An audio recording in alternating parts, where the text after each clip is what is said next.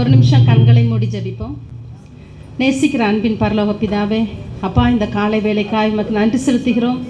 அப்பா இந்த 2024ஆம் ஆண்டு இப்போ பிறந்த மாதிரி இருந்தது. ஆனால் கர்த்தாவே, இந்த ஆண்டின் கடைசி ஞாயிற்றுக்கிழமைக்குள்ளாய் நாங்கள் கடந்து வர தேவன் சித்தம் கொண்டபடியால் உமக்கு நன்றி செலுத்துகிறோம். கர்த்தாவே, இந்த நாளிலே நாங்கள் ஜீவனோடு இருப்பது அப்பா உமக்கு நன்றி செலுத்துகிறோம். கர்த்தாவே, அநேகர் இந்த நாளிலே இல்லை, ஆனால் நீர் எங்கள் மீது பாராட்டின அன்புக்காக, கிருபைக்காக உமக்கு கோடான கோடி நன்றி செலுத்துகிறோம். இந்த வேளையிலும் கூட கர்த்தாவே, நாங்கள் தியானிக்க போகிற வசனத்தின் மூலம் நீர் எங்களோடு இடைபடும்படியாய் நாங்கள் ஜெபிக்கிறோம். கர்த்தாவே, குற்றங்கள் குறைகள் எதுவாக இருந்தாலும் சுவாமி, அதை நீர் பொறுத்துக்கொள்வீராக. எங்களை நீர் தகுதிப்படுத்தும். அப்பா, இங்கு கூடி வந்திருக்கிற ஒவ்வொருவரையும் கர்த்தாவே நீர் தகுதிப்படுத்தும்படியாய் உங்களுடைய சமூகத்தில் கெஞ்சி மன்றாடுகிறோம். இயேசு கிறிஸ்துவின் மூலம் ஜெபத்தை ஏறெடுக்கிறோம். அன்பின் பரலோக பிதாவே.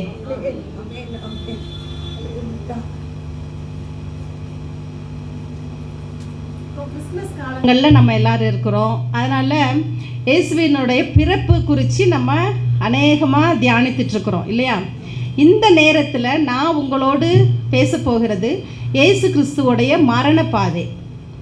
என்னடா இது, இப்போ தான் பிறந்து 2 நாள் கூட ஆகலை, அதுக்குள்ளே நீங்கள் மரணத்துக்கு போயிட்டீங்களே அப்படின்னு நீங்கள் யோசிக்க வேண்டாம். இந்த காரியத்தின் மூலமாக நம்ம என்ன தியானிக்க போகிறோம், அதை குறித்து நம்ம ஒருவேளை தியானிச்சிருக்க மாட்டோம், சிலர் தியானிச்சிருப்பீங்க. ஆனாலும் இதன் மூலமாக தேவன் எனக்கு என்ன கற்றுக் கொடுக்க விரும்புகிறார், இந்த காரியத்திலிருந்து நான் என்ன இந்த நாளில் கற்றுக்கொள்ள விரும்புகிறேன் அப்படின்றத குறித்து ஒரு சில நேரங்களில் கொஞ்ச நேரத்தில் நம்ம இதை குறித்து தியானிப்போம். இயேசு கிறிஸ்துவினுடைய மரண பாதை, இதுதான் டாபிக். இந்த டாப்பிக்கில் நம்ம எடுத்தோம் அப்படின்னாலே நம்ம நிறைய நேரங்களில் நம்ம தியானிச்சிருக்க மரண பாதை அப்படின்னாலே நம்ம என்ன நினைப்போம், இயேசு கிறிஸ்து சிலுவைக்குரிய 7 வசனங்கள், இந்த வார்த்தைகளை தான் நம்ம தியானிச்சிருக்கிறோம். மெஜாரிட்டி நம்ம அதான் தியானிப்போம். அதை தவிர்த்து மற்ற எதையுமே நம்ம தியானிக்க மாட்டோம். அடுத்தது டைரெக்டாக எங்கே போயிடுவோம், இயேசு கிறிஸ்து உயிர்த்தெழுந்த காரியத்திற்கு நம்ம போயிடுவோம். அப்படி தானே? இன்றைக்கி நம்ம தியானிக்க போகிறது இயேசு கிறிஸ்துவுடைய மரண பாதையில் இயேசுவோடு பயணித்தவர்கள் யாரெல்லாம் இயேசுவோடு பயணித்தவர்கள் உங்களால் சொல்ல முடியுமா? சீஷர்கள் வேற, பெண்கள் நிறைய பேர் வேற, காய்பா, பிலாத்து, இதெல்லாமே இந்த மரண பாதையில் இயேசுவோடு பயணித்தவர்கள்.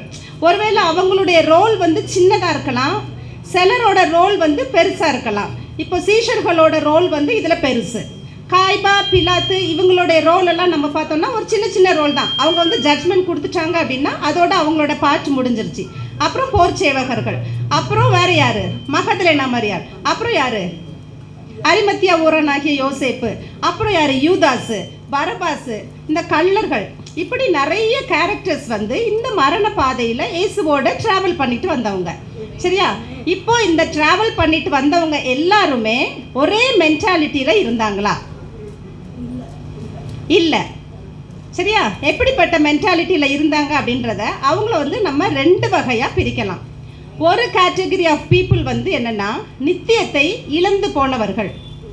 ஒரு கேட்டகரி ஆஃப் பீப்புளை பார்த்தோன்னா நித்தியத்தை சுதந்திரித்து கொண்டவர்கள். இதான் 2 கேட்டகரி. வேறு இது தவிர்த்து வேறு கேட்டகரி கிடையாது. 2 கேட்டகரி தான். இயேசுவோட மரண பாதையில் அவரோடு ட்ராவல் பண்ணின மக்களை 2 விதமாக நம்ம பிரிக்கலாம். ஒன்று இயேசுவோடு நித்தியத்தை இழந்து போனவர்கள், இன்னொன்று நித்தியத்தை சுதந்திரித்து கொண்டவர்கள். இந்த நித்தியத்தை இழந்து போனவர்களில் நம்ம யாரையெல்லாம் நம்ம சொல்லலாம்? பரபாஸ், அப்புறம் யூதாஸ். நோ, இப்போ இந்த நித்தியத்தை இழந்து போனவர்கள் அப்படின்ற கேட்டகரியில் நம்ம நிறைய கேரக்டர்ஸ் இருக்காங்க. இன்னைக்கு நம்ம ஒரு 3 பேரை பார்க்க போகிறோம். ஒன்று பிலாத்து, இன்னொன்று காய்பா,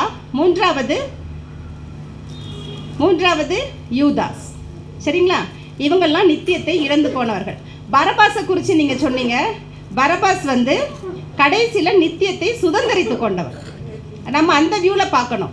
நித்தியத்தை சுதந்திரித்து கொண்டான். அவன் கடைசியில் மனம் மாறிட்டான். மனம் மாறி அவன் அநேக இடங்களில் சுவிசேஷத்தை பிரசங்கித்தான் என்று கூறுகிறது. அப்போது நித்தியத்தை சுதந்திரித்தவர்கள் லிஸ்ட்டில் யாரெல்லாம் நம்ம பார்க்கலாம்? கடைசியில் யாரு?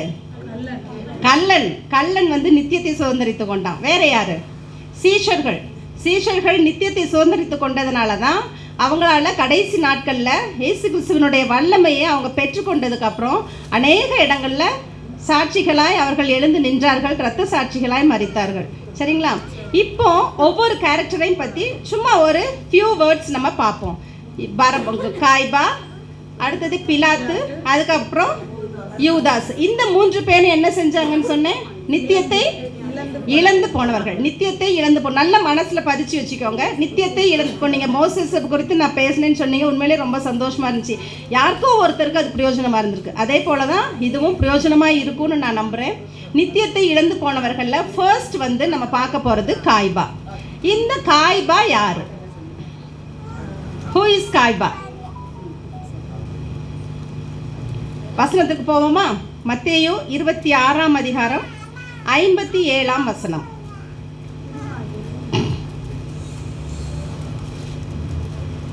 மத்தேயு 26ஆம் அதிகாரம் 57ஆம் வசனம். இயேசுவை பிடித்தவர்கள் அவரை பிரதான ஆசாரியனாகிய காய்பாவின் இடத்திற்கு கொண்டு போனார்கள். ஓகே, இப்போ யாரு காய்பா? பிரதான ஆசாரியன். சரியா? இப்போ காய்பா யாரு அப்படின்னா, ஃபர்ஸ்ட் பாயிண்ட் பிரதான ஆசாரியன்.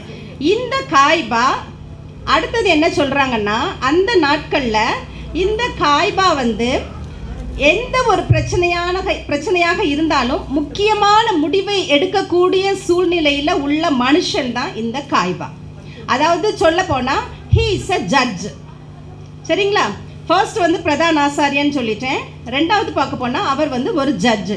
எந்த ப்ராப்ளமாக இருந்தாலும் ஃபர்ஸ்ட் நம்ம கொண்டு போக வேண்டியது, இப்போல்லாம் பஞ்சாயத்து அப்படி இப்படின்னு சொல்லி கொண்டு போகிறாங்க. அங்கே முடியலை அப்படின்னா நெக்ஸ்ட் ஸ்டேஜ் கோர்ட்டுக்கு போகிறாங்க. அங்கேயும் முடியலைன்னா அடுத்தது என்ன பண்ணுறாங்க? சுப்ரீம் கோர்ட் போகிறாங்க. இப்போ நமக்கு இந்த சுப்ரீம் கோர்ட்டு தான் யார் அப்படின்னா பிலாத்து. சுப்ரீம் கோர்ட்டுக்கு கீழே அவரவர் ஊர்கள்லேயே உள்ள கோர்ட் யாருன்னா நமக்கு காய்பா. இதை நமக்கு ஈஸியாக மறக்காமல் வச்சுக்கிறதுக்காக சொல்கிறேன் எக்ஸாம்பிள். இந்த காய்பா கிட்ட தான் எந்த பிரச்சனையாக இருந்தாலும் எந்த ப்ராப்ளம் வந்தாலும் அவர்கிட்ட தான் கொண்டு போய் ப்ரெசென்ட் பண்ணுவாங்க. அவர் அதற்கு ஏற்ற ஒரு சொல்யூஷனை கொடுக்கக்கூடிய ஒரு மனிதன் இந்த காய்பா. இப்போ இந்த காய்பா கிட்ட தான் இந்த இயேசு கிறிஸ்துவை கூட்டிகிட்டு போகிறாங்க. எந்த சம்பவம் முடிஞ்சதுக்கு அப்புறம் இந்த இயேசு கிறிஸ்துவ காய்பா கிட்ட கூட்டிட்டு போறாங்கன்னு தெரியுமா? மரித்த லாசருவை இயேசு கிறிஸ்து உயிரோட எழுப்பினார். அப்படிதானே? மரித்த லாசருவை இயேசு கிறிஸ்து உயிரோட எழுப்பினார். அதுக்கு அப்போ வரைக்குமே காய்பாவுக்கு பயம் இல்லை. But he knows who is Jesus. ஏதோ ஊரில் ஒருத்தர் இருக்கிறாரு, சுவிசேஷம் சொல்கிறாரு, மக்களுக்கு சுகம் கொடுக்குறாரு, ஒன்னோட ஒன்றா மக்கள் எல்லாரும் அவர் பின்னாடி போயிட்டுருக்குறாங்க, ஃபைன் அப்படின்னு இருந்தாங்க. ஆனால் எப்போ லாசரு மரித்த பிறகு அவரை உயிரோடு எழுப்பினாரோ அப்போ அவங்களுக்கு பயம் வந்துருச்சு. இதுக்கு மேலே நம்ம இவரை விட்டுறக்கூடாது. விட்டுட்டோம் அப்படின்னா எதுக்கு ஆபத்து? முதலுக்கே ஆபத்து. முதல் யாரு? காய்பா. நமக்கு ஆபத்து. ஏன்னா உயிரோட எழுப்பிட்டாரு. இனி மக்கள் ஆணித்தரமாக இயேசு கிறிஸ்துவை தான் நம்புவாங்க, அவர் பின்னாடி தான் போவாங்க அப்படின்றது பயங்கர கன்ஃபார்ம் ஆயிடுச்சு. அப்போ அவருக்கு பயம் வந்துருச்சு. இதுக்கு மேலே நம்ம இவரை விட்டுறக்கூடாது. விட்டுட்டோம் அப்படின்னா நம்மளை மக்கள் மதிக்க மாட்டாங்க, நம்ம பின்வாங்கி போயிடணும். இயேசு கிறிஸ்து தான் மேலே வந்துடுவார், எல்லாரும் அவரை பின்பற்ற ஆரம்பிச்சிருவாங்க. ஏன்னா இவங்க என்ன பண்ணிட்டு இருந்தாங்க, அவர்களுடைய கொள்கைகள் எல்லாத்தையும் அந்த இதில் பரப்பி அதை தான் அவங்க ஃபாலோ பண்ணணும்னு சொல்லி எல்லாத்துக்கும் ப்ரீச் பண்ணிட்டு இருந்தாங்க. ஆனால் இயேசு கிறிஸ்து என்ன பண்ணினார்னா, இவங்க சொல்கிற கொள்கைகள் எல்லாமே தப்பு, இதுதான் ரைட்டுன்னு சொல்லி சரியான பாதையை மக்களுக்கு காட்டிக்கிட்டு இருந்தார். அதனால அவங்களுக்கு அவரை ஏற்றுக்கொள்ள மனம் இல்லை. அப்போ காய்பா பயந்துட்டாரு. இதுக்கு மேலே நம்ம இந்த ப்ராப்ளம்க்கு நம்ம ஒரு சொல்யூஷன் கண்டுபிடிக்கலை அப்படின்னா கண்டிப்பாக நமக்கு பிரச்சனை ஆயிரும். அதனால அவர் என்ன பண்ணுறாரு, இம்மீடியட்டாக பிரதான ஆசாரியர், மூப்பர், சங்கத்தார் எல்லாரையும் கூடி வர செய்கிறாரு. கூடி இப்படி ஒரு ப்ராப்ளம் இருக்குது, இதுக்கு நம்ம என்ன செய்யலாம் அப்படின்னு சொல்லி ஆலோசனை பண்ணுறாங்க. அப்போ அவர் அழகாக சொல்கிறாங்க, ஜனங்களுக்காக ஒரே மனுஷன் சாகிறது நலமாக இருக்கும் என்று யூதருக்கு ஆலோசனை கொடுக்குறார். யார் கொடுத்தா? இந்த காய்பா. ஜனங்களுக்காக ஒரே மனுஷன் சாகிறது நலமாக இருக்கும் என்று யூதர்களுக்கு ஆலோசனை கூறுகிற இந்த காய்பா. ஏன் அப்படி கூறுறான்னா, அவரை கொன்னுட்டோம் அப்படின்னா நமக்கு என்ன கிடைச்சிடும்? விடுதலை கிடைச்சிடும். நம்ம இதுக்கப்புறம் நம்ம சுதந்திரமாக வாழலாம், நம்மளோட ப்ரீச்சிங்ஸை மக்கள் ஃபாலோ பண்ணுவாங்க, நம்ம தைரியமாக நம்மளுடைய காரியங்களை செயல்படுத்தலாம் அப்படின்னு சொல்லி ஒரு தவறான முடிவை அந்த இடத்துல யோசித்து அவங்களுக்கு ஆலோசனை கொடுக்குறாரு. இந்த மாதிரி நம்ம பண்ணிடுவோம் அப்படின்னு சொன்ன உடனே கூட இருந்த எல்லாரும் அதை ஆமோதிச்சிட்டாங்க. ஓகே, இந்த காரியம் நமக்கு நல்லது. அதனால ஒரு மனுஷன் ஜனங்களுக்காக செத்துட்டான் அப்படின்னா அதுக்கப்புறம் நம்ம வந்து எல்லா காரியங்களையும் நமக்கு ஃபேவராக பண்ணிக்கலான்னு சொல்லிட்டு அந்த இடத்துல அவங்க வந்து முடிவு பண்ணுறாங்க. முடிவு பண்ணிட்டு தான் அவங்க என்ன பண்ணுறாங்க, ஏசு கிறிஸ்துவை காய்பா கிட்ட கொண்டு போகிறாங்க.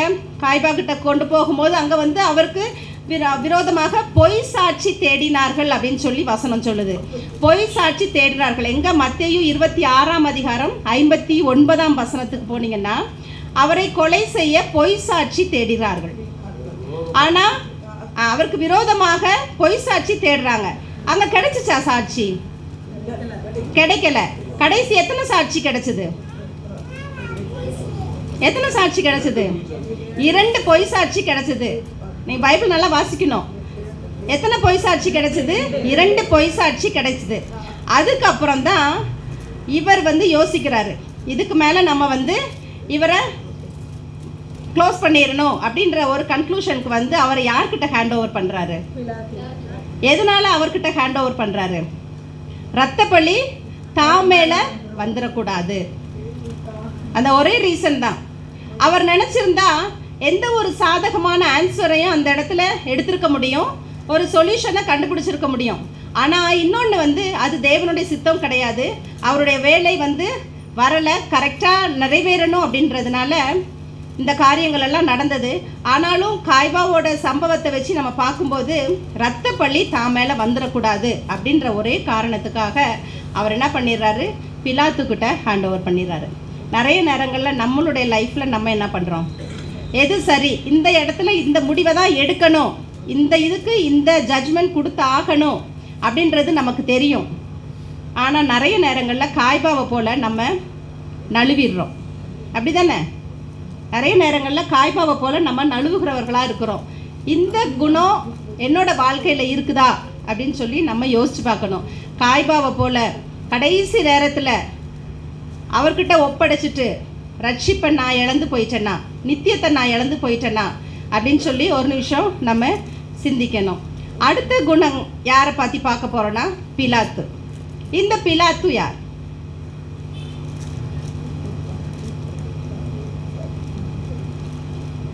நம்ம லாங்குவேஜில் சொல்ல போனால் இந்த பிலாத்து வந்து கவர்னர், ஆளுநர். சரிங்களா? ஆளுநரோட ரோல் என்னென்னு நமக்கு தெரியும்ல.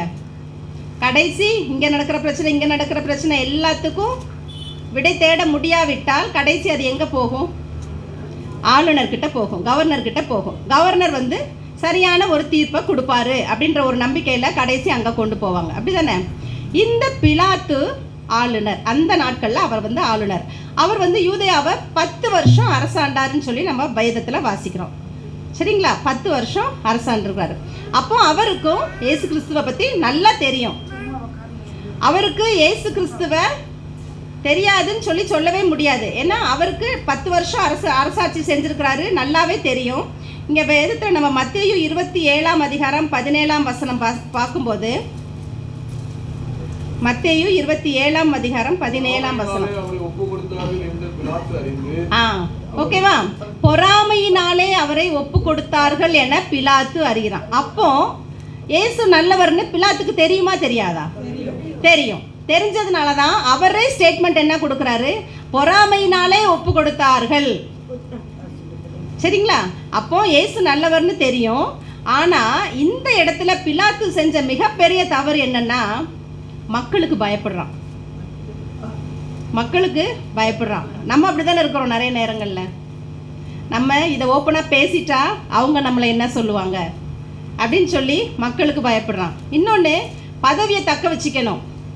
நான் இன்னைக்கு அவருக்கு அகெயின்ஸ்டாக நான் செஞ்சால் மட்டும்தான் நான் இந்த கவர்னர் போஸ்ட்டில் கண்டினியூ பண்ண முடியும் அப்படின்றது பிலாத்துக்கு தெரியும்.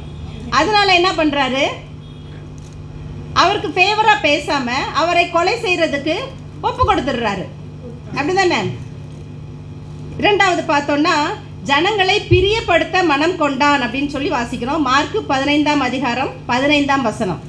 ஜனங்களை பிரியப்படுத்த மனம் கொண்டான். நிறைய நேரங்களில் நம்ம அப்படி தான் இருக்கிறோம். ஐயோ, அவளுக்கு நம்ம ஃபேவராக பேசினா தான் நம்மளால் இங்கே சர்வை பண்ண முடியும். அதனால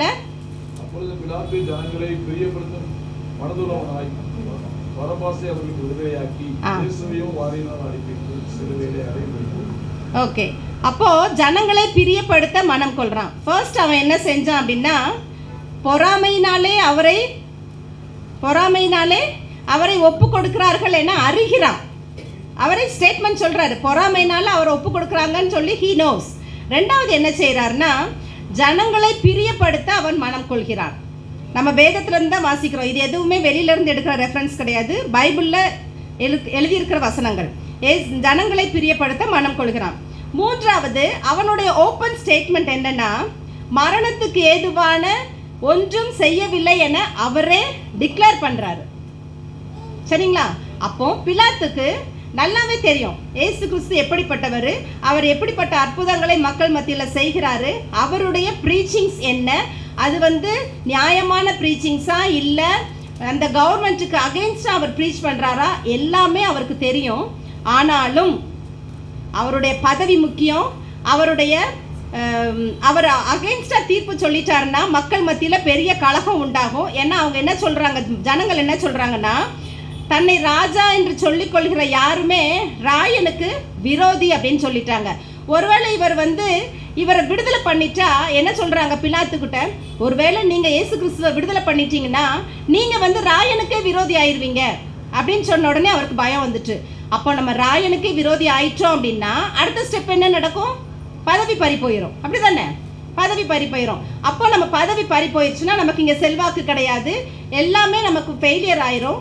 அதனால மக்கள் கலகம் உண்டாயிரும். இதுக்கு மேலே நம்ம இதை தாமதிக்க கூடாது அப்படின்னு சொல்லிட்டு அந்த இடத்துல அவருக்கு நடந்தது எல்லாமே நீதியை நான் செய்யணும்னு அவர் யோசிக்காம அவர் என்ன பண்ணிட்டாருன்னா, பயத்துக்கு தன்னை அடிமையாக்கிட்டாரு. பயப்பட்டாரு, ஐயோ நம்ம மக்களுக்கு ஃபேவராக செய்யணும் அப்படின்னு நினச்சோன்னா நம்ம இந்த மாதிரியான ஜட்ஜ்மெண்ட் சொல்லி தான் ஆகணும். இல்லை, மக்கள் என்ன செஞ்சாலும் பரவாயில்ல, எது நீதி எது நியாயம் அப்படின்னு நான் நினைக்கிறேனோ அதை நான் சொல்லணும் அப்படின்னு அவர் நினைக்கவே இல்லை. மக்களை பிரியப்படுத்த மனதுள்ளவனாக இருந்தான். அவர் மேலே எந்த தப்பு இல்லைன்னு தெரியும். ஆனாலும் அவர் அந்த மாதிரியான ஒரு ஸ்டேட்மெண்ட் எடுக்கிறதுக்கு அவன் இந்த நேரத்தில் தன்னை ஒப்பு கொடுத்துட்டான். நிறைய நேரங்களில் நம்ம அப்படி தான் இருக்கிறோம். சூழ்நிலையை காரணம் காட்டுகிறோம். ஐயோ அவங்க என்ன நினச்சிக்குவாங்க, இவங்க என்ன நினச்சிக்குவாங்க அப்படின்னு சூழ்நிலையை காரணம் காட்டி அந்த தப்புக்கு நம்ம என்ன ஆயிரும், உடந்தை ஆகிடுறோம். அதனால நித்தியத்தை இழந்து போன பிலாத்து, முதல்ல காய்பா நித்தியத்தை இழந்து போனார், இரண்டாவது பிலாத்து நித்தியத்தை இழந்து போனார். சூழ்நிலைகளை காரணம் காட்டி நித்தியத்தை இழந்து போனார். அவர் என்ன செஞ்சார்னா, ரத்தப்பள்ளி தான் மேலே வந்துடக்கூடாதுன்னு சொல்லி காய்பா ஒதுங்கி போய் நித்தியத்தை இழந்து போனார். இவர் என்ன பண்ணார்னா, மக்களின் மிரட்டலுக்கு அடிபணிறாரு, சூழ்நிலையை காரணம் காட்டி நித்தியத்தை இழந்து போகிறான். மூன்றாவதாக நம்ம பார்க்க போகிறது யூதாஸ். இந்த யூதாஸ் யூதயாவை சேர்ந்தவன். இந்த யூதாஸ் 12 சீஷர்களில் யூதாஸ் மட்டும்தான் யூதயாவை சேர்ந்தவன். இந்த யூதாஸ் பார்த்தீங்கன்னா நல்ல படித்த நல்ல ஒரு ஸ்டேட்டஸில் உள்ள ஒரு ஃபினான்ஷியல் பொருளாளர். அவருக்கு இந்த காசை எப்படி ட்ரீட் பண்ணணும், ஒரு பொருளை பார்த்தாலே இதனுடைய மதிப்பு என்ன, இது எவ்வளவு இதனோட வேல்யூ என்ன எல்லாமே அவருக்கு தெரியும். அந்த அளவுக்கு காசுக்கு அடிமையானவன், காசுக்கு விலை போனவன் இந்த யூதாஸ். இந்த யூதாஸை குறித்து நம்ம பார்க்கும்போது பண ஆசை அவனை மேற்கொண்டுருச்சு. ஆண்டவருடைய எச்சரிப்பின் சத்தம் அவனுக்கு கேட்கப்படலை. பண ஆசைக்கு அவன் தன்னை விற்று போட்டுட்டான்னு சொல்லி நம்ம வாசிக்கிறோம். ஆனால் அவர் என்ன நினச்சார் அப்படின்னா, என்ன இப்போ அவங்க நம்மக்கிட்ட ஒரு அக்ரிமெண்ட் போட்டுட்டாங்க, நீ கையை மட்டும் காமிச்சிரு, நான் பார்த்துக்கிறேன் அப்படின்னு சொல்லி கையை மட்டும் காமிச்சிட்டு காசை கொடுத்துட்டாங்க, வாங்கிட்டான். அவர் என்ன நினச்சிருந்தார் அப்படின்னா, நிறைய சூழ்நிலைகளில் இதுக்கு முன்னாடி ஏசு கிறிஸ்துவை பிடிக்க வரும்போதெல்லாம் ஏசு கிறிஸ்து தப்பிச்சிட்டாரு. ஆமாம் தானே, ஏசு கிறிஸ்து நிறைய சூழ்நிலைகளில் தப்பிச்சிட்டாரு, வசனங்களை மேற்கொண்டு நிறைய நேரங்களில் ஜெயிச்சிட்டாரு. மக்கள் அவரை பிடிக்க வரும்போது நிறைய இடங்களில் தப்பிச்சிட்டாரு. யூதாஸ் காரியத்தை அதே மாதிரி தான் நினச்சான். இந்த சமயமும் அதான் நடக்கும். நமக்கு என்ன, இதில் டபுள் பர்பஸ். நம்ம அவரை காட்டி கொடுத்துருவோம், அவங்க இதே மாதிரி அவரை கூட்டிகிட்டு போவாங்க. அதே மாதிரி இயேசு கிறிஸ்து தன்னுடைய வல்லமையை பயன்படுத்தி இந்த இடத்துலையும் அவர் தப்பிச்சிடுவார். நமக்கு என்ன கிடச்சிருச்சு, காசு கிடச்சிருச்சு. அதுக்கப்புறம் என்ன நடக்கும், இயேசு கிறிஸ்து என்ன மன்னிச்சிருவார். அகைன் நான் அவருடைய சீஷர்களில் ஒருவனாகவே நான் வாழ்ந்துட்டு என்னுடைய பொழப்பு ஓட்டிட்டு போயிடுவேன் அப்படின்னு சொல்லி டபுள் பர்பஸாக அவன் யோசித்தான். ஆனால் அவன் யோசித்தது நடந்துதா, நடக்கலை. ஏன்னா தன்னை மரணத்துக்கு ஒப்பு கொடுக்கணும், இந்த மனுக்குலத்துக்காக தன்னுடைய ரத்தம் சிந்தப்படக்கூடிய வேலை வந்தது. ஆனால் அந்த வேலை வந்துருச்சு, அவரால் இனி தப்பிக்க முடியாது, தப்பிக்க மாட்டார், மரணத்துக்கு தன்னை ஒப்பு கொடுத்துருவாருன்னு சொல்லி அவர் யூதாஸ் நினைக்கல. யூதாஸோட எண்ணம் எல்லாம் அவர் போவார், கடைசி நேரத்தில் எப்படியாவது அவர் தப்பிச்சிருவார். ஏன்னா ஹீ ஹேஸ் தட் பவர், வல்லமையை பயன்படுத்தி தப்பிச்சிருவார். நம்ம எப்பயும் போல் அவருடைய சீஷராகவே கண்டினியூ பண்ணலாம். ஏன்னா அவர் மன்னிக்கிற தேவன், மன்னிச்சிருவார், கண்டிப்பாக மன்னிச்சிருவார் அப்படின்னு சொல்லி அவன் ஒரு குருட்டு கணக்கு போட்டான். ஆனால் அது நிறைவேறலை. அதுக்கப்புறம் என்ன பண்ணுறான், இயேசு கிறிஸ்துவ சிலுவையில் அரைஞ்சதுக்கப்புறம் தான் அவன் ரியலைஸ் பண்ணுறான், ஐயோ இவ்வளோ பெரிய தப்பை நான் பண்ணிட்டேனே. ஓடுறான், ஓடி போய் மன்னிப்பு கேட்குறான். மன்னிக்கப்பட்டாரா? மன்னிப்பு கிடைச்சதா? மன்னிப்பு கிடைச்சதா? இல்லை. தன்னுடைய முடிவை தானே தேடிக்கிட்டான். அப்படி தானே? நித்தியத்தை இழந்து போனான். கூடவே இருந்தான், எல்லாவற்றையும் அனுபவித்தான், எல்லாவற்றையும் பார்த்தான். ஆனால் ஒரு சின்ன பண ஆசை அவனை நித்தியத்தை சுதந்திரிக்க முடியாத அளவுக்கு அவரை கொண்டு போய் விட்டுருச்சு. அவரை போல நாம் இருக்கிறோமா? யோசிக்கணும். ஒவ்வொரு கேரக்டரையும் நம்ம பார்க்கும்போது இந்த குணாதிசயம் என்னுடைய வாழ்வில் இருக்கிறதா? அப்படி இருந்துச்சுன்னா விட்டுருவோம். விடலைன்னா நமக்கு என்ன கிடையாது? நித்தியம் கிடையாது. இதெல்லாம் நமக்கு முன்னாடி எக்ஸாம்பிள்ஸாக ஆண்டவர் விட்டுட்டு போயிருக்காரு. இதை பார்த்தாவது நீ மனம் திரும்பிக்கோ, இதையும் பார்த்து நீ மனம் திரும்பலைன்னா உனக்கு என்ன கிடைக்காது? நித்தியம் கிடைக்காது. அதனால இந்த எக்ஸாம்பிள்ஸ் எல்லாம் பார்த்தாவது நம்மளுடைய வாழ்க்கையில் இந்த மாதிரியான குணாதிசயங்கள் என்னிடத்தில் இருக்கிறதா? மக்களை பிரியப்படுத்த மனதுள்ளவனாக இருந்து நான் நித்தியத்தை இழந்து போகிறேனா, இல்லை பண ஆசைக்கு விலை போய் நித்தியத்தை இழந்து போகிறேனா என்று சொல்லி நாமே யோசிப்போம். அடுத்தது நம்ம என்ன பார்க்க போறோம்னா, நித்தியத்தை சுதந்தரித்தவர்கள். நித்தியத்தை சுதந்தரித்தவர்களில் யாரெல்லாம் பார்க்கலான்னு சொன்னேன்?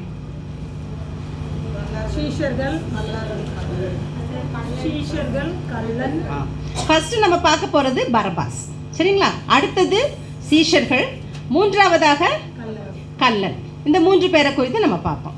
ஃபர்ஸ்ட் இந்த பரபாஸை குறித்து நம்ம பார்க்க போறோம். இந்த பரபாஸ் யார்? லூக்கா 23ஆம் அதிகாரம் 19ஆம் வசனம். லூக்கா 23ஆம் அதிகாரம் 19ஆம் வசனம். அந்த பரபாஸ் என்பவர் நகரத்தில் நடந்த ஒரு கலகத்தின் நிமித்தமும் கொலை பாதகத்தின் நிமித்தமும் காவலிலே வைக்கப்பட்டிருந்தார். ஓகே, இந்த பரபாஸ் யாருன்னு இங்கே நமக்கு கிளியர் ஆயிடுச்சு. அங்கே நகரத்தில் ஒரு கலகம் நடக்குது. அந்த கலகத்தில் மெயின் பர்சன் யாரு? பரபாஸ். Main person Barabbas. ரெண்டாவது கொலை பாதகத்தின் நிமித்தமும் அப்படின்னா என்ன அர்த்தம்? மர்டர் கேஸ், கொலை செஞ்சிருக்கிறான். அப்போ இந்த ரெண்டு, ஒன்று கலகம் நடந்திருக்குது, அந்த கலகத்தில் சீஃப் பர்சன் பரபாஸ். ரெண்டாவது கொலை பாதகம், அந்த இடத்துல கொலை செய்திருக்கிறான். அப்போ இவனுக்கு 2 அடையாளங்கள். இப்படிப்பட்ட ஒரு நபர் தான் இந்த பரபாஸ், கொலை பாதகன், சரிங்களா? அவனை குறித்து எங்கேயுமே நல்ல விதமான வசனங்கள் சொல்லப்படலை. பரபாஸ் அப்படின்னாலே என்ன நம்ம நினைக்கிறோம்? கள்ளன். பரபாஸ்னாலே ஒரு கொலைபாதகன். பரபாஸ் அப்படின்னாலே ஒரு துஷ்ட மனிதன். அவன்கிட்ட எந்த ஒரு நல்ல குவாலிட்டிஸுமே இல்லை, சரிங்களா? இப்படிப்பட்ட ஒரு மனுஷன். அவனை எங்கே வச்சிருக்கிறாங்க? காவலில் வச்சிருக்கிறாங்க. இப்போ அங்கே என்ன பண்ணுவாங்களாம்? காவலில் வச்சிருக்கிறாங்க. அவனை மரணத்துக்கு ஒப்புவிக்கப்படணும், அப்படிதானே? அவனை ரோமாபுரிக்கு கூட்டிகிட்டு போய் அங்கே மிருகங்களோட சஞ்சரிக்க விடுவாங்களாம். அப்படின்ற சென்ஸ் மிருகங்களுக்கும் அவனுக்கும் ஒரு போராட்டம் நடக்கும். அதுக்கு அடுத்த ஸ்டேஜ், ஒருவேளை மிருகங்களோட போராடும் போது அவன் மறிச்சாலும் மறிக்கலாம். அப்படி இல்லை, அவன் அதுலேயும் தப்பிச்சிட்டான் அப்படின்னதுக்கப்புறம் அவனை என்ன பண்ணுவாங்களாம்? கொலை செய்திருவாங்க. ரோமாபுரியில் கொண்டு போய் அப்படி செய்வாங்களாம். இதுதான் அங்கே உள்ள சட்டம். இப்போ ஒவ்வொரு நாளும் என்ன பண்ணுவாங்க? அவனை காவலில் வச்சுருக்குறாங்க அப்படின்னா என்ன பண்ணுவாங்க? அவனுக்கு சாப்பாடு கொடுப்பாங்க, கதவு திறந்து விட வருவாங்க. இப்படி ஒவ்வொரு நாளும் நடந்துட்டுருக்கோம். திடீர்னு ஒரு நாள் ஒவ்வொரு டைமும் அப்படி கதவு திறக்கிறதுக்கு இல்லை அந்த வழியாக யாராவது கிராஸ் பண்ணனாலே அவனுக்கு எப்படி இருக்கும்? பயம் இருக்கும். ஒருவேளை இன்றைக்கு அந்த நாளோ என்னை ரோமாபுரிக்கு கூட்டிகிட்டு போகிறதுக்காக வந்திருக்கிறாங்களோ அப்படின்னு சொல்லி ஒவ்வொரு நாளும் அவனுக்குள்ள அந்த பயம் இருந்துகிட்டே இருக்கும். யாராவது அந்த இடத்த கிராஸ் பண்ணனாலே பயம் இருக்கும். ஆஹா, என்னை கூட்டு போக வந்துட்டாங்க, இப்படி ஒரு பயம் இருக்கும், அப்படி தானே? அப்போ அன்னைக்கும் அதே மாதிரி ஒரு சம்பவம் நடக்குது. அவர் உள்ள காவலில் இருக்கிறாரு. ரூமுக்கு வெளியில் வந்து போர்ச்சேவர்கள் வந்து அவரை கூட்டிகிட்டு போகிறதுக்கு வராங்க. சரி, இன்னையோட என் லைஃப் முடிஞ்சிருச்சு, நம்ம கிளம்ப வேண்டியதான் அப்படின்னு சொல்லிட்டு எந்திரிச்சு வராரு. எந்திரிச்சு வரும்போது அவரை கூட்டிகிட்டு வந்துடுறாங்க. வெளியில் வந்து பார்த்தா பெரிய ஜனக்கூட்டம் இருக்குது. ஜனக்கூட்டத்துக்கு முன்னாடி யார் இருக்கிறா? பிலாத்து நிற்கிறாரு. பிலாத்துக்கு இந்த பக்கம் யார் நிற்கிறா? ஏசு கிறிஸ்து நிற்கிறாரு. இந்த பக்கம் கொண்டு வந்து யாரும் நிறுத்துறாங்க? பரபாசை நிறுத்திட்டாங்க. இப்போ ஜட்ஜ்மெண்ட் அங்கே. ஒருவேளை ஏசு கிறிஸ்துவோட சம்பவம் அங்கே இல்லை அப்படின்னா பரபாசை டைரக்டாக ரோமாபுரி கூட்டிகிட்டு போயிருப்பாங்க. அங்கே போய் he'll be sentence to death. ஆனால் இங்கே நீயா நானா 2 பேர் இருக்கிறாங்க. அதனால் ஏசு கிறிஸ்துவுக்கு இந்த பக்கத்தில் பரபாசை கூப்பிட்டு வந்து நிறுத்துறாங்க. பரபாஸ் யோசிக்கிறான், யாருடா இவர்? என்ன விட கொடூரமான மனுஷனாக இருப்பாரோ? எனக்கு ஈக்குவலாக டஃப் கொடுத்து ஒருத்தர் வந்து நிற்கிறாரு, அவருக்கும் இதே மாதிரி தண்டனை கொடுக்கறதுக்காக தானே வந்து நிறுத்தியிருக்கிறாங்க. இப்போ எனக்கு ஈக்குவலாக இவரும் தப்பு செஞ்சுருக்கிறாரோ அப்படின்னு சொல்லி பரபாஸ் யோசிச்சிருப்பான். அப்படி தானே நம்ம ப்ராக்டிக்கலாக யோசித்தோம்னா அதான் நடந்திருக்கும், யோசிச்சிருப்பான். அப்போ மக்கள்கிட்ட கேட்குறாங்க, அந்த வருஷ வழக்கத்துப்படி யாரை விடுதலை ஆக்கணும் அப்படின்னு சொல்லும் போது எல்லாரும் என்ன சொல்கிறாங்க? பரபாசை விடுதலையாக்குன்னு சொல்கிறாங்க. அப்போ பரபாஸ்க்கு கொஞ்சம் சந்தோஷம் ஆயிட்டு, ஆஹா இப்போ இவன் நம்மளோட கேடி, அதான் இன்னைக்கு எனக்கு விடுதலை கிடைச்சிட்டு அவருக்கு தண்டனை கிடைக்க போகுது. அப்போ பரவாயில்ல, நம்ம எவ்வளோ கொலை பண்ணியிருக்கிறோம், எவ்வளோ பெரிய கலகங்கள் எல்லாம் உண்டு பண்ணியிருக்கிறோம், எவ்வளோ பெரிய பிரச்சனைகள் எல்லாம் நம்ம வந்து நடத்தியிருக்கிறோம். ஆனால் இவர் என்ன விடுதலையாக்கிட்டு இவரை உள்ளே போடணும்னு சொல்லி மக்கள் கத்துறாங்கன்னா இவர் என்ன காட்டிலும் அநேகமான தவறுகளை செய்திருப்பாருன்னு சொல்லி அந்த இடத்துல பரபாஸ் நினைக்கிறான். அப்படிதான் கண்டிப்பாக நினச்சிருப்பான். ஆஸ் அ ஹியூமன் பீயிங் நம்ம யோசித்து பார்த்தோன்னா கண்டிப்பாக நினச்சிருப்பான். ஓகே, விடுதலை பண்ணிட்டாங்க பரபாஸை. அதுக்கப்புறம் யாராக இருந்தாலும் கொஞ்சம் யோசிப்போம், அப்படி தானே? இவர் யார்? பரபாஸ்க்கு அவரை யாருன்னு தெரியாது. வீட்டுக்கு போயிருப்பான், குளிச்சிருப்பான், எல்லா காரியங்களும் செஞ்சுட்டு தனியாக உட்காந்துருக்கும் போது யோசிச்சிருப்பான், இவர் யார் அப்படின்னு சொல்லி ஃப்ரெண்ட்ஸ்கிட்ட விசாரிச்சிருப்பான், நெய்பர்ஸ்கிட்ட விசாரிச்சிருப்பான். அப்போ கொஞ்சம் பேர் கதை சொல்லியிருப்பாங்க. யார் அவர் என்ன பண்ணினார், எதுக்காக எனக்கு கொடுக்க வேண்டிய தண்டனையை அவருக்கு கொடுக்குறாங்க, என்ன விடுதலை பண்ணிட்டாங்க, யார் அவருன்னு சொல்லி அங்கே எல்லாம் விசாரிக்கிறான். விசாரித்த பிறகுதான் அவனுக்குள்ள ஆவியானவர் கிரியை செய்கிறார். என்ன நடந்தது? என்ன நடந்தது? இயேசு தனக்காக மரித்தார் அப்படின்ற ஒரு வார்த்தை தான் அவனை உருக்குலைய செய்தது. அவர் யாருன்னே தெரியாது. ஏன்னா இவன் ரொம்ப வருஷமாக உள்ளே இருக்கிறான். வெளியில் வந்து பார்க்கும்போது அவன் செஞ்ச தண்டனைக்கெல்லாம் அவன் தீர்ப்பு வழங்கப்பட வேண்டிய சூழலில் அவரை காப்பாற்றிட்டு ஒருத்தர் உள்ளே வந்து சரண்டர் ஆகிறாரு. அப்படிங்கும் போது இயேசு என்னுடைய வாழ்வை மாற்றுவதற்காக வந்திருக்கிறார், இயேசு எனக்காக மரித்தார் அப்படின்னு சொல்லி அவன் அந்த இடத்துல ரியலைஸ் பண்ணுறான். ஓஹோ, பாவியை தேடி வந்து மீட்கிற தேவன் இவர்தானோ அப்படின்னு சொல்லி அவனுக்கு அப்போ தான் ஸ்ட்ரைக் ஆகுது. மக்கள் சொல்கிறாங்க, ஏன்னா நல்ல விதமாக சொன்ன மக்களும் கொஞ்சம் பேர் இருந்திருப்பாங்க. ஏசு கிறிஸ்துவை குறித்து தவறுதலாக சொன்ன மக்களும் இருந்திருப்பாங்க அவர்கிட்ட. ஏசு கிறிஸ்துவை குறித்து நல்ல விதமாக சொன்ன மக்களும் கொஞ்சம் பேர் இருந்திருப்பாங்க பரபாஸ் கூட. அப்போ தான் அவன் ரியலைஸ் பண்ணுறான், அவனுடைய இருதயம் குத்தப்படுது. எனக்காக இயேசு கிறிஸ்து மரித்தார், என்னுடைய வாழ்வை மீட்பதற்காக இயேசு கிறிஸ்து தன்னுடைய வாழ்வையே தியாகம் பண்ணினாரு, அவருக்காக நான் எதையாவது செய்யணுமே அப்படின்னு சொல்லி அந்த நேரத்தில் அவன் தீர்மானம் எடுக்கிறான். தன்னுடைய வாழ்க்கையை அவன் மாற்றுகிறான். இனிமேல் இந்த பொல்லாத வாழ்க்கை எனக்கு வேண்டாம், இந்த துஷ்ட மனிதன்ன்ற பெயர் எனக்கு வேண்டாம், அந்த கொலைபாதகன் என்கிற பெயர் எனக்கு வேண்டாம், நான் இயேசு கிறிஸ்துவை ஏற்றுக்கொண்டேன், ஏன்னா என்ன மீட்டார் அவர், இந்த மீட்பை நான் மற்றவங்களுக்கும் சொல்லணும்னு சொல்லிட்டு கடைசி நாட்கள் அவன் மனம் மாறிய மனிதனாக சிசிலியா அப்படின்ற பட்டணங்களில் போய் ஊழியம் செய்து அவன் மரித்து போனான் என்று சொல்லி நமக்கு வேதம் கூறுது. இந்த பரபாசை போல நித்திய வாழ்வை சுதந்திரித்துக் கொள்ளுகிறவர்களின் பட்டியலில் என்னுடைய பெயர் இடம் பெறுமா? கேள்வி போட்டுக்குவோம். அல்லது அந்த பக்கம் லிஸ்ட்டில் என்னோட பேர் இருக்குமா, இந்த பக்கம் லிஸ்ட்டில் என்னோட பேர் இருக்குமா? இந்த பரபாசை போல அவன் கள்ளன் தான், அவன் பாவி தான். எடுத்த உடனே யாரும் பரலோக ராஜ்யம் போயிட முடியாது, பர்ஃபெக்டாக வாழ முடியாது, பாவி தான், ஒத்துக்குவோம். ஆனால் அந்த ஒரு சின்ன உணர்த்துதல் நமக்குள்ளே வரும்போது என்ன செஞ்சிடணும்? மாறிடணும். அதை குறித்து சிந்திக்கணும். பழைய பாவங்கள் நமக்கு அப்பப்போ வந்து நமக்கு ஞாபகப்பட்டுக்கிட்டே தான் இருக்கும், போயிடக்கூடாது. நமக்குள்ளே எப்போ அந்த உணர்வு வந்துருச்சோ அந்த உணர்வுக்கு நம்ம செவி கொடுத்து அதை நோக்கி நம்ம நடக்க ஆரம்பிச்சிடணும். இப்படி தான் பரபாஸ் செய்தான். பாவங்கள் எல்லாவற்றையும் விட்டுட்டு ஆண்டவருக்காக வாழணும். எதையாவது நம்ம செய்யணும். ஏன்னா என்ன மீட்டாரு நான் அந்த மீட்பை நான் பெற்றுக்கொண்டேன், அதை நான் மற்றவங்களுக்கும் சொல்லணும், மற்றவங்களும் என்ன மாதிரி பாவத்தில் இருக்கிற மற்றவங்களையும் நான் மீட்டு கொள்ளணும் அப்படின்ற ஒரு வைராக்கியம் அவனுக்குள்ளே இருந்தது. ஆண்டவருக்காக வைராக்கியமாக வாழ்ந்தான். அநேக இடங்களில் சுவிசேஷத்தை பிரசங்கித்தான் என்று சொல்லி நம்ம பார்க்குறோம். ரெண்டாவது நம்ம பார்க்க போகிறது சீஷர்கள். இந்த சீஷர்கள் நமக்கு தெரியும். எத்தனை பேர் சீஷர்கள்? 12. என்ன செஞ்சாங்க?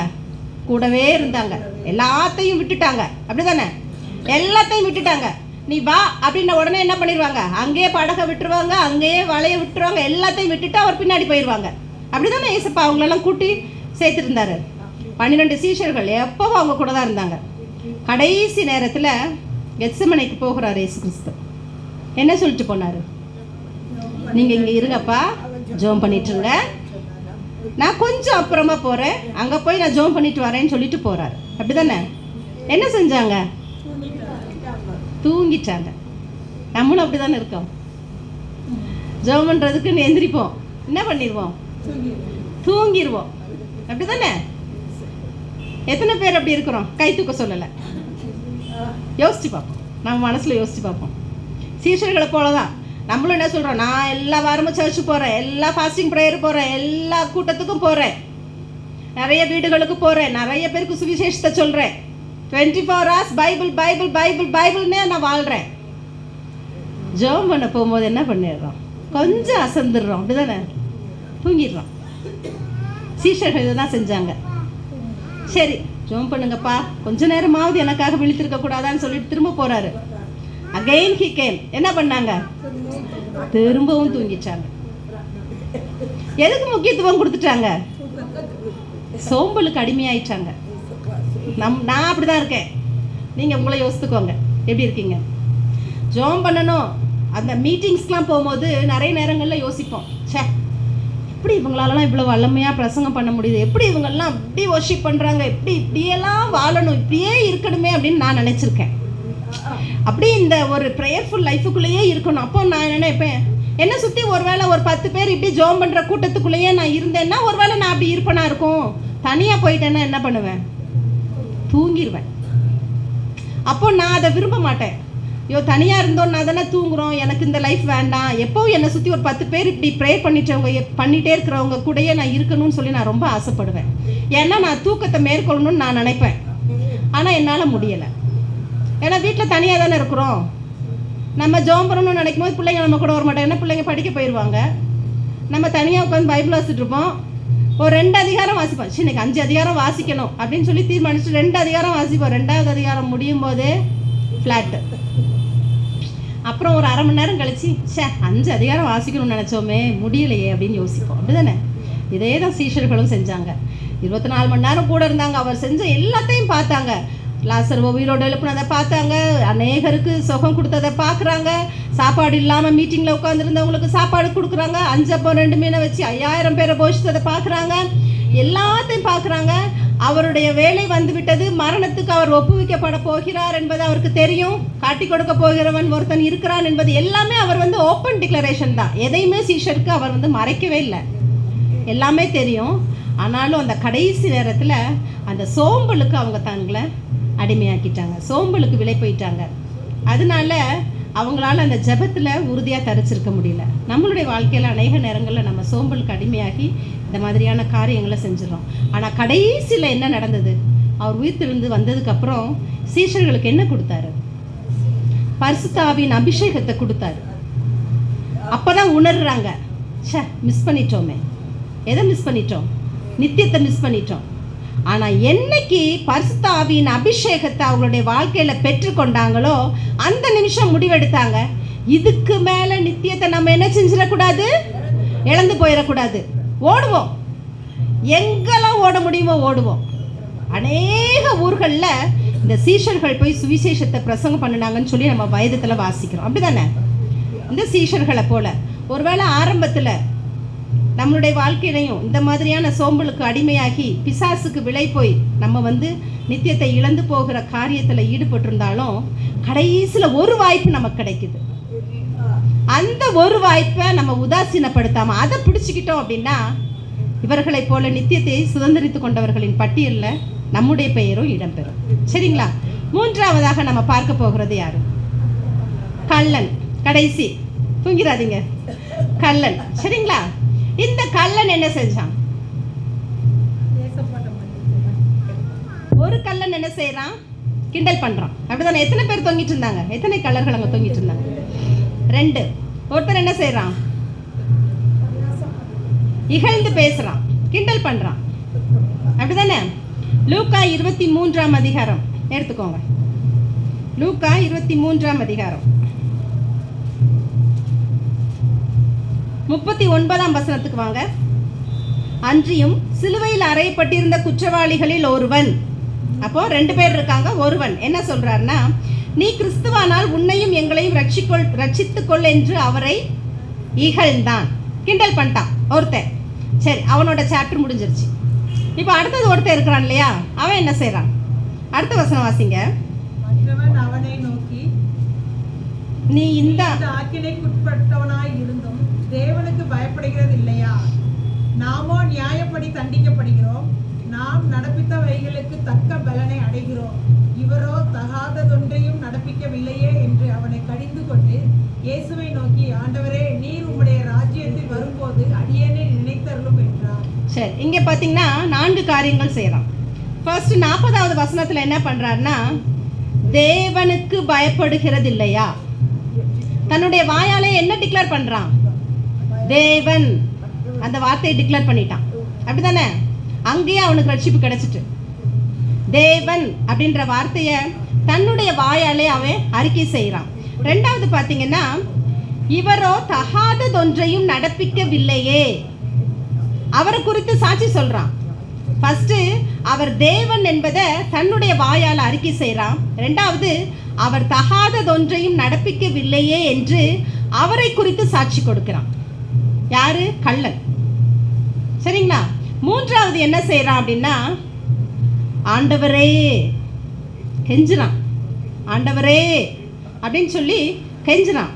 4வது என்ன செய்யறான்? நீர் உம்முடைய ராஜ்யத்தில் வரும்போது அடியேனை நினைத்தருளும் அப்படின்னு சொல்றான். என்ன கேட்குறான்? பாவ மன்னிப்பு கேட்குறான். ஆண்டவரே, நான் பாவிதான், என்னை மன்னிச்சிக்கோங்க, என்னை கைவிட்டுறாதீங்க, நீர் அங்கே போகும்போது என்ன செய்யுங்க, என்ன நினைச்சிக்கொள்ளுங்கன்னு சொல்லி பரலோகத்தை வாஞ்சிக்கிறான், நித்தியத்தை வாஞ்சிக்கிறான். இயேசு கிறிஸ்து என்ன செய்தாரு?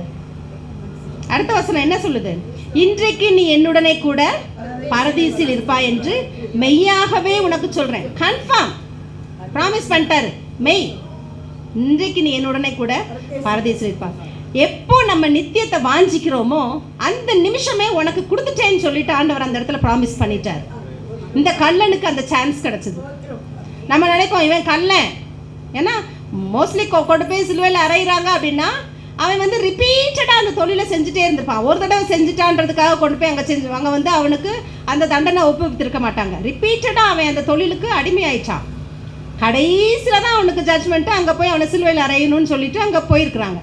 அந்த இடத்துல அவன் ஆண்டவரை நோக்கி, இவர் தேவன் தான், எனக்கு தெரியும் இவர் தேவன் சொல்லி அறிக்கை செய்கிறான். அடுத்தது இவரை குறித்தே சாட்சி கொடுக்குறான். அவர்கிட்ட எந்த தப்புமே கிடையாது, ஏன் அவரை சிலுவையில் தொங்க விடுறீங்க, ஏன் அவருக்கு இவ்வளவு பாடுகள்னு சொல்லி அவரை குறித்தே சாட்சி கொடுக்குறான்.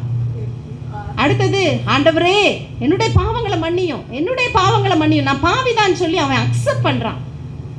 அந்த அக்செப்டன்ஸ் நமக்கு வேணும். நான் பாவிதான் சொல்லி அவன் அக்செப்ட் பண்ணுறான். 4வது என்ன கேட்குறான்? நீர் அங்கே இருக்கும்போது என்னை நினைச்சிக்கோங்கப்பா, ஏன்னா பூலோகத்தில் உம்மோடு வாழக்கூடிய பாக்கியம் எனக்கு கிடைக்கல, பரலோகத்திலேயாவது அந்த இடத்த எனக்கு கொடுத்துருவீங்களா? கெஞ்சுறான்.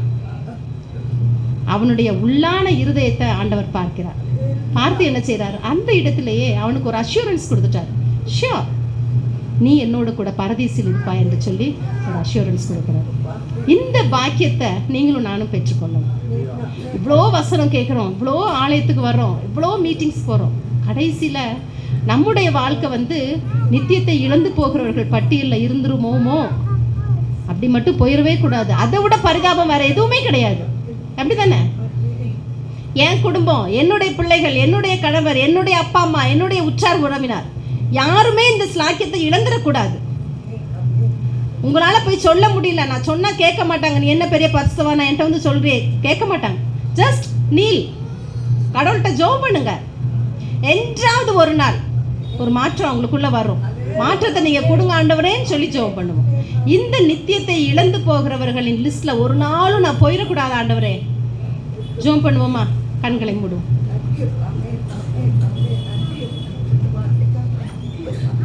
கண்களை மூடுவோம். தயவு செய்து யாரும் கண்ணை திறக்க வேண்டாம். அப்பா, காய்பாவை போல கடைசி நேரத்தில் ரட்சிப்பை நான் இழந்து போகிறேன்னா, நியாயம் எதுன்னு தெரியும், சரியான காரியங்கள் எது என்று தெரியும், ஆனாலும் அதையெல்லாம் செய்ய தவறி மற்றவர்களிடத்தில் காரியத்தை நான் ஒப்பு கொடுத்துட்டு நான் சைலண்டாக இருந்துடுறேன்னா, பிலாத்துவை போல ஜனங்களை பிரியப்படுத்த மனம் கொண்ட பிலாத்து, நான் அந்த வாழ்க்கையை வாழ்ந்துட்டுருக்கேனா? மற்றவர்களை பிரியப்படுத்த வேண்டும் என்று வாழ்கிறேனா? இல்லை ஒருவேளை என்னுடைய பதவியை நான் தக்க வைத்து கொள்ள வேண்டும் என்று நான் வாழ்கிறேனா? இல்லை ராயனுக்கே விரோதி ஆயிடுவோமோ அப்படின்ற ஒரு பயம். ஒருவேளை நான் ராயனுக்கு விரோதி ஆகிவிட்டேன்னா என்னுடைய பதவி இம்மீடியட்டாக பறி போயிடும். இந்த பதவியை வச்சு தான் நான் செல்வாக்காக வாழ்ந்து கொண்டு இருக்கிறேன். இந்த பதவி பறி போயிடும் அப்படின்ற பயத்தில் நான் வாழ்ந்துட்டுருக்கிறேன்னா, சூழ்நிலையை காரணம் காட்டி ஜனங்கள் கையில் ஒப்பு கொடுத்த பிலாத்துவை போல என்னுடைய வாழ்க்கை காணப்படுகிறதா? யோசித்து பார்ப்போம். யூதாசை போல பண ஆசைக்கு அடிமையாகி எச்சரிப்பின் செய்தி, ரிப்பீட்டடாக கிடைக்கிற எச்சரிப்பின் செய்தியெல்லாம் உதாசீனப்படுத்தி பண ஆசைக்கு அடிமையாகி போகிறேனா? யோசித்து பார்ப்போம். இல்லை நித்தியத்தை சுதந்திரித்து கொண்ட பரபாசை போல பாவியாகவே இருந்தாலும் நான் பாவி என்று உணர்கிறேனா? பாவி என்று உணர்ந்த பின்னாடி ஆண்டவருக்காக எதையாவது செய்யணுன்ற வைராக்கியத்தோட வாழ்ந்த பரபாசை போல நித்திய வாழ்வை சுதந்திரித்து கொள்ள வேண்டும் என்கிற லிஸ்ட்டில் என்னுடைய பேர் இருக்கணும்னு ஆசைப்படுறேனா? இல்லை சீஷர்களைப் போல, ஜெபிக்க மறந்த சீஷர்களைப் போல, தூக்கத்துக்கு முக்கியத்துவம் கொடுத்த சீஷர்களைப் போல, சோம்பலுக்கு விலையாகி போன சீஷர்களைப் போல என்னுடைய வாழ்க்கை காணப்படுகிறதா? ஒருவேளை அப்படி என்னுடைய வாழ்க்கை காணப்பட்டாலும் பரிசுத்தாவின் அபிஷேகத்தை பெற்ற பிறகு அநேக இடங்களில் இயேசு கிறிஸ்துவின் அன்பை குறித்து எடுத்து சொன்ன சீஷர்களைப் போல கடைசி நேரத்தில் நித்திய வாழ்வை மிஸ் பண்ணிடக்கூடாதுன்னு அதை எப்படியாவது பிடித்து கொள்கிற சீஷர்களைப் போல என்னுடைய வாழ்க்கை காணப்படுமா?